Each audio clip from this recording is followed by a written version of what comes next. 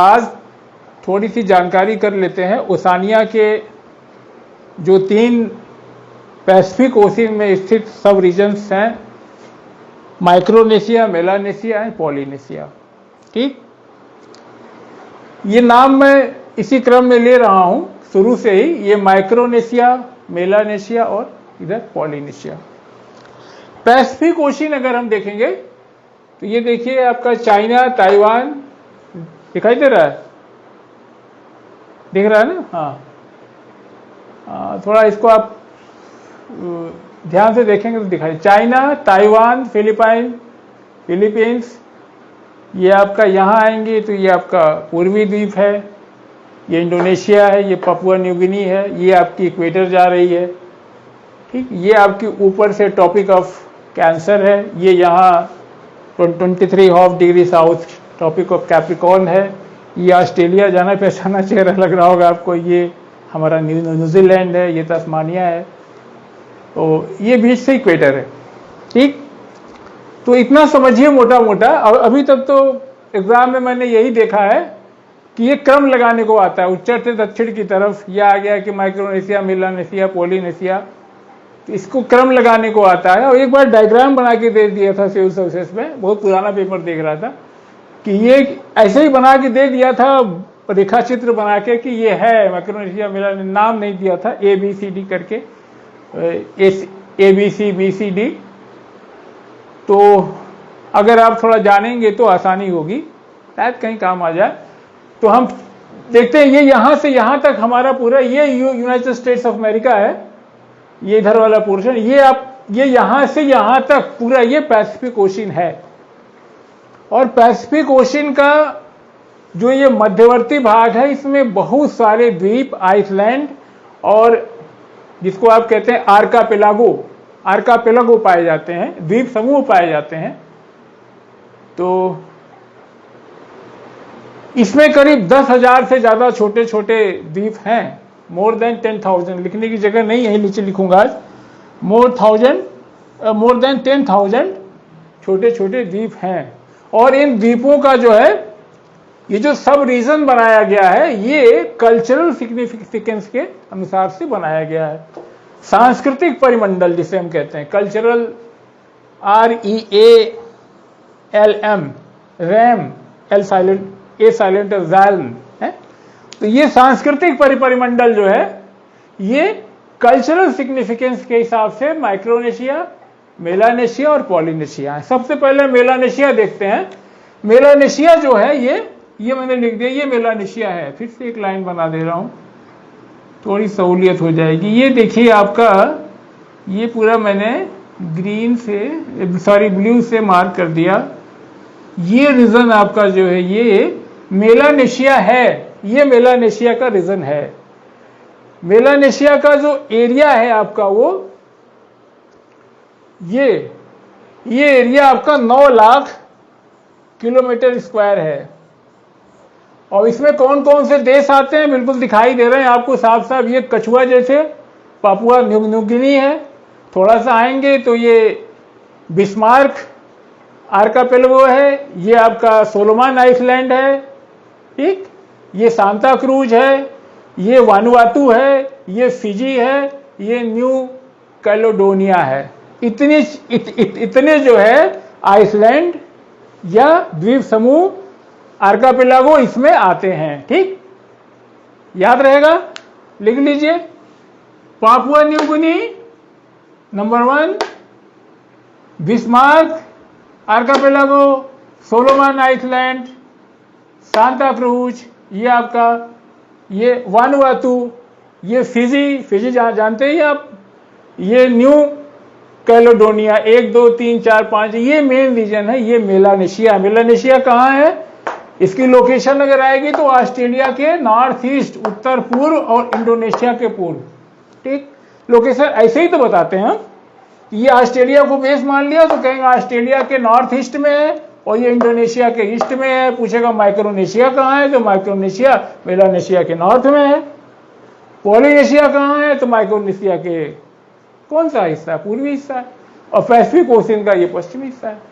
ठीक, तो ये इतने जो है मेलानेशिया में इतने द्वीप या द्वीप समूह हैं, और मेलानेशिया 9 लाख किलोमीटर स्क्वायर ये पूरा एरिया है इसका, और ये इतने आइसलैंड या आर्कापेलागो हैं। ठीक, ये इनके नाम हो गए। इनमें अगर आप मुख्य को देख लीजिए तो एक पापुआ न्यू गिनी है। ये इसका अकेले द्वीप समूह की जो क्षेत्रफल है, ये इसका अकेले जो है 80% है। पापुआ न्यू गिनी का जो पश्चिमी भाग है, ये जो है पापुआ न्यू गिनी का पश्चिमी भाग जो एरियन है, वो जो है इंडोनेशिया का प्रांत है, और इसका जो पूर्वी भाग है उसे हम पापुआ न्यू गिनी कहते हैं। ठीक, इसमें पहले आप जानते हैं कि नीदरलैंड का, जर्मनी का और ऑस्ट्रेलिया का ये उपनिवेश हुआ करता था, और बाद में जा करके ये आज़ाद हुआ। और पपुआ की जहाँ तक जानते ही हैं कि अब ये भूमध्य सागरीय क्षेत्र है, तो यहाँ ये इक्वेटर है, तो भूमध्य सागर पे स्थित है, तो उच्च तापमान, भूमध्य सागरीय वर्षा वाले वन, ये वर्षा सालों भर वर्षा, ये जलवायु यहाँ की होगी। पेट्रोल, नेचुरल रिसोर्सेज, सोना, चांदी, तांबा थोड़ा पाया जाता है, जो ऑस्ट्रेलिया और न्यूजीलैंड को निर्यात कर दिया जाता है। हाँ, इसकी राजधानी जो है आपकी पोर्ट मोरस्बी है। पोर्ट मोरस्बी है। पोर्ट मोरस्बी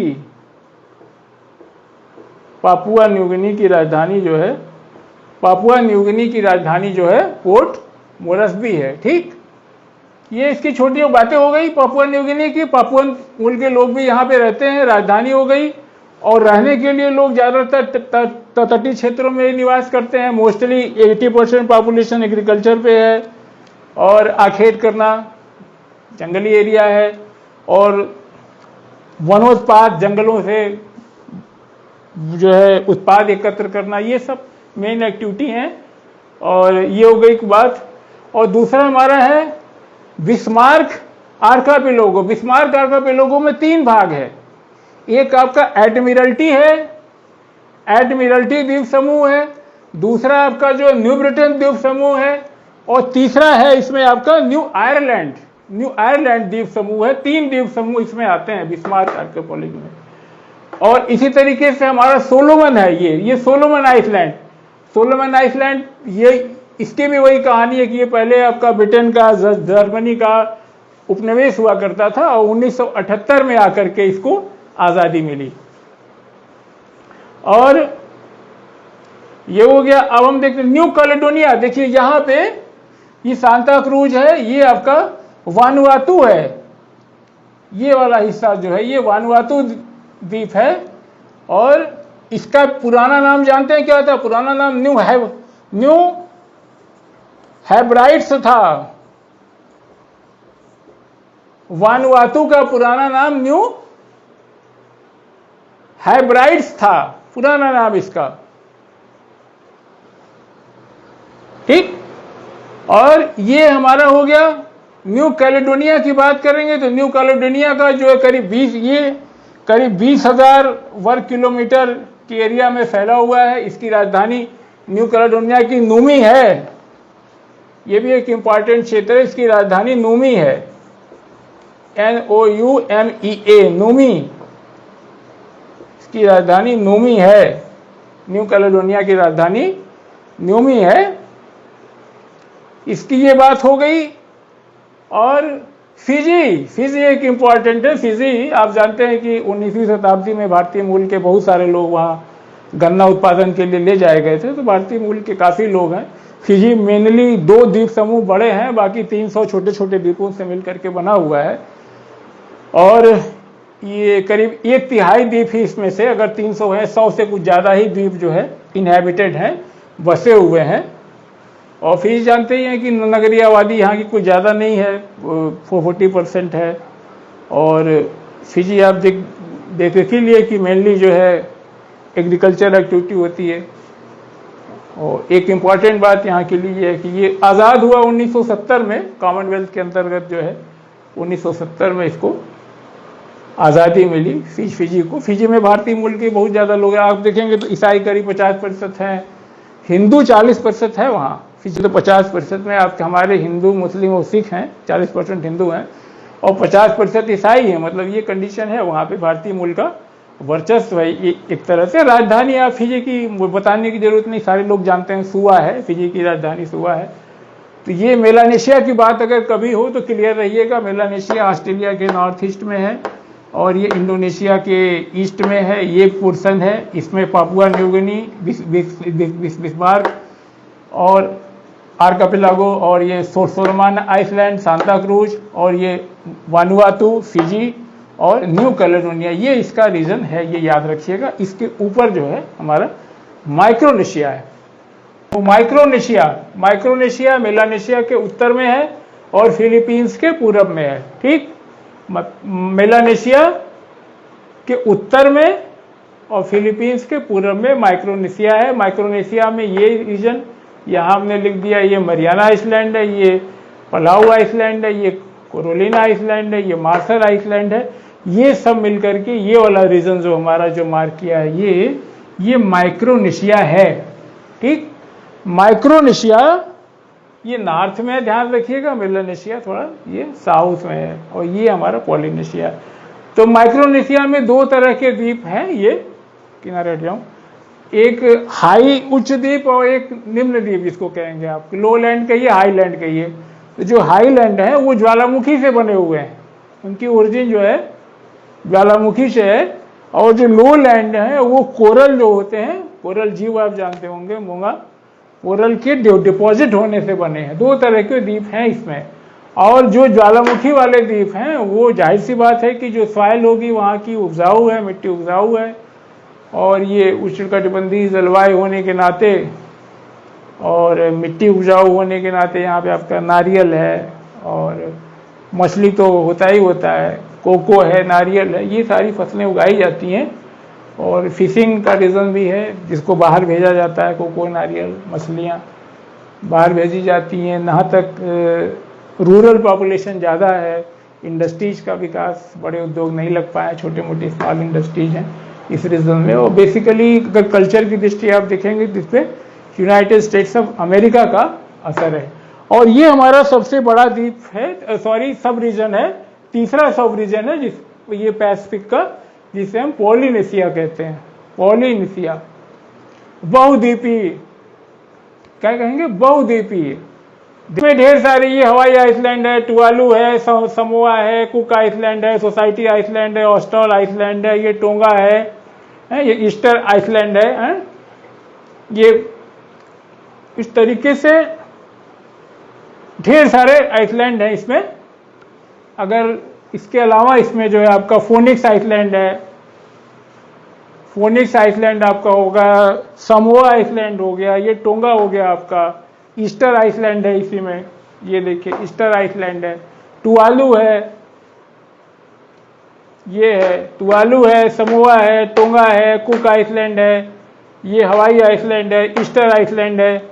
तो इस तरह के द्वीप हैं। और कुक आइसलैंड है, फ्रेंच पॉलिनेशिया है, एलिस आइसलैंड है। तो छोटे छोटे बहुत ढेर सारे द्वीप हैं इसमें। और अगर देखें तो ये पैसिफिक में स्थित सबसे ज़्यादा द्वीप जो है, छोटे बड़े मिलाकर के सब यहीं पे हैं। और ये देखेंगे अगर आप हवाई द्वीप, तो हवाई द्वीप सबसे महत्वपूर्ण है इसमें, जिसमें कि मुख्यतः आप कहेंगे कि 8 बड़े द्वीप हैं और करीब 100 से ज़्यादा छोटे छोटे द्वीप हैं। हवाई द्वीप आप जानते हैं यूनाइटेड स्टेट्स ऑफ अमेरिका का 50वां राज्य है, तो ये काफ़ी डेवलप है। और यहाँ भी हवाई द्वीप में आप जानते हैं कि एक्टिव ज्वालामुखी भी वहाँ पे हैं, सक्रिय ज्वालामुखी भी हैं। और ज्वालामुखी धरातल विषम है और ज्वालामुखी के चट्टानों के कारण वहाँ पे जो है सॉइल फर्टाइल है। और नॉर्थ ईस्ट आपकी ट्रेड विंड के कारण जो है बारिश अच्छी होती है और समुद्री जलवायु है, ये चारों तरफ समुद्र से घिरा है। इस नाते एवरेज टेम्परेचर 20 से 24 डिग्री, मौसम सुहाना रहता है, मिट्टी उपजाऊ है, मौसम सुहाना है। और होनोलुलु यही हवाई द्वीप पे ही आप जानते हैं, होनोलुलु जो एक वहाँ का इम्पोर्टेंट सिटी है, पोर्ट सिटी है। और नारियल का उत्पादन होता है, कोको है। और समुद्री क्या कहते हैं कि परिवहन की जहाँ तक बात है, अगर कम्युनिकेशन की बात करेंगे हवाई आइलैंड में, तो सड़क परिवहन का जाल अच्छा नहीं है। मेनली जो है वाटर ट्रांसपोर्ट ही वहाँ पे है। और हवाई में आप जानते हैं गन्ना भी अच्छा होता है, चावल भी होता है, और रसदार फल अनानास आदि भी उपजाए जाते हैं। तो ये हवाई द्वीप एक इस पॉलिनेशिया का एक महत्वपूर्ण द्वीप है और सबसे ऊपर है ये आपका हवाई द्वीप। और अगर आप दूसरा महत्वपूर्ण द्वीप देखें, ये सारे ही महत्वपूर्ण है। हवाई द्वीप है, टुवालू है, समोआ है, Cook island, Society island, Austral island, Easter island, ये सारे आइसलैंड हैं यहाँ पे। ये कर्मादेक आइसलैंड इसी में। हाँ, एक जगह ये टोंगा आप जानते हैं ना। ये टोंगा का महत्व ये है कि ये हमारी जो 180 डिग्री इंटरनेशनल डेट लाइन जाती है, इंटरनेशनल डेट लाइन, अंतर्राष्ट्रीय तिथि रेखा 180 डिग्री क्या कहते हैं इसको, लॉन्गिट्यूड, ये इसके ठीक पश्चिम में स्थित है। और इसका एक और नाम है टोंगा का फ्रेंडली आइसलैंड, जानते हैं ना। टोंगा का एक नाम और, यहीं लिख दूं क्या, नीचे लिख देता हूं, बना रहेगा, थोड़ा अच्छा लग रहा है देख के। फ्रेंडली आइसलैंड भी कहते हैं इसको, कभी आ जाए टोंगा फ्रेंडली आइसलैंड। इसकी राजधानी आप जानते हैं क्या है? इसकी राजधानी है नुकुआलोफा। बड़ा अजीब सा नाम है, लोफर जैसा लगता है। नुकुआलोफा इसकी राजधानी है टोंगा की। और टोंगा सबसे पहले सूर्योदय ग्रेगोरियन कैलेंडर के हिसाब से जब नया साल लगता है ना, तो देखते होंगे सबसे पहले पटाखा धमाल टोंगा में ही मचता है। ये 180 डिग्री लॉन्गिट्यूड जो है अंतर्राष्ट्रीय डेट लाइन है, इसके ठीक पश्चिम में, ये भी पूरा ये किसके पश्चिम में स्थित है। सबसे पहले सूर्योदय यही होता है। और ये यहाँ पे ये भी एक तरीके से आपका ज्वालामुखी है, और ज्वालामुखी से बना हुआ है। इस कारण से यहाँ की भी ज्वालामुखी द्वीप होने के कारण, और छोटा मत समझिएगा इसको, यहाँ कुल 150 छोटे छोटे द्वीप हैं, उनको मिला करके बना है ये। और इनकी भी वही कंडीशन है कि जनसंख्या जान ही रहे हैं, इनकी भी ग्रामीणी है। और इस पे अगर शासन व्यवस्था की बात करेंगे तो अभी न्यूजीलैंड साहब इस पे जो है अपना शासन व्यवस्था, न्यूजीलैंड ही देख रहे हैं इनका। और ये बातें हैं टोंगा की। तो हमारी बात करीब ये हो गई कि हमारा जो उद्देश्य था कि हम थोड़ा सा जान लें माइक्रोनेशिया, मेलानेशिया, पॉलिनेशिया के बारे में।